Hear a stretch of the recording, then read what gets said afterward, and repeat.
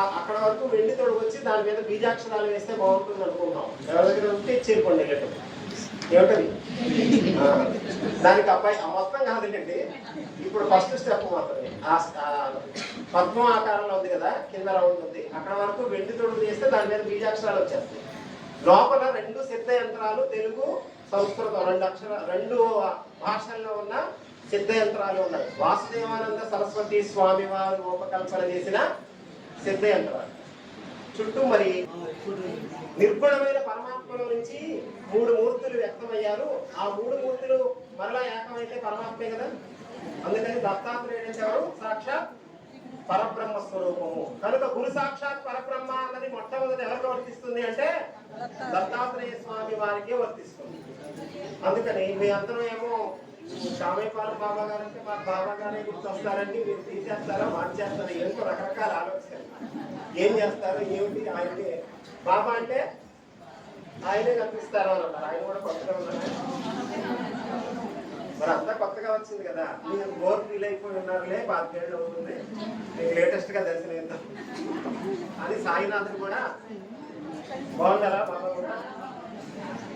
అందుకని ఇది ఇందులో నామనిధి ఉంది. ఈ పీఠం ముందు భాగంలో ఇదివరకు చూసిన వాళ్ళందరికీ తెలుసు కదా, సమాధి ఉంది. ఆ సమాధి అక్కడే ఉంది, లోపలే ఉంది, అది ఏమి తీయలేదు, దానికి అడ్డం రాదు. ఆ సమాధి అందులో అలా నిక్షిప్తం అయిపోయింది.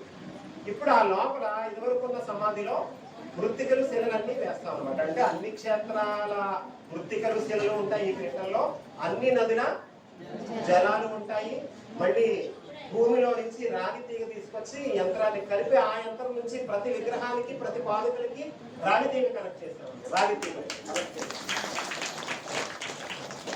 అక్కడ యంత్రమే కాకుండా ప్రతి మూర్తి కింద యంత్రం ఉంది, ప్రతి పాదుకల కింద యంత్రం ఉంది. ఒక రాగి చిన్న సిమ్ కార్డు మనం ఫోన్లో పెడితే అది ఎట్లా పనిచేస్తుంది. మరి ఇప్పుడు ఇన్ని యంత్రాలు అని అంటే ఈయన వాసుదేవానంద సరస్వతి స్వామి వారు అంటే మీరే చూడండి, మహానిష్ఠాగా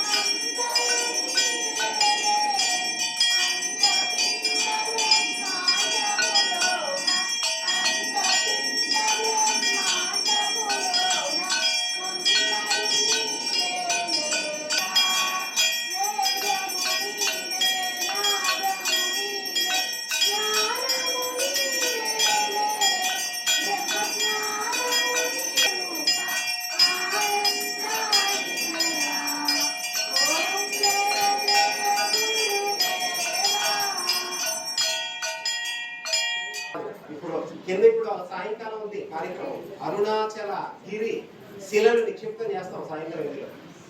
అనేక క్షేత్రాల మట్టి మృత్తికలు నిక్షిప్తం చేస్తాం, నామనిధి నిక్షిప్తం చేస్తాం, నదీ జలాలు పోస్తాం. మరి మీరంతా జపం చేశారా? చేసిన వాళ్ళు ఉన్నారా? నవగ్రంథాలు పారాయణ చేసిన వాళ్ళు ఉన్నారా? పారాయణ నవగ్రంథాలు చేసిన వాళ్ళు కానీ అలానే జపం చేసిన వాళ్ళు సమయం ఎంత?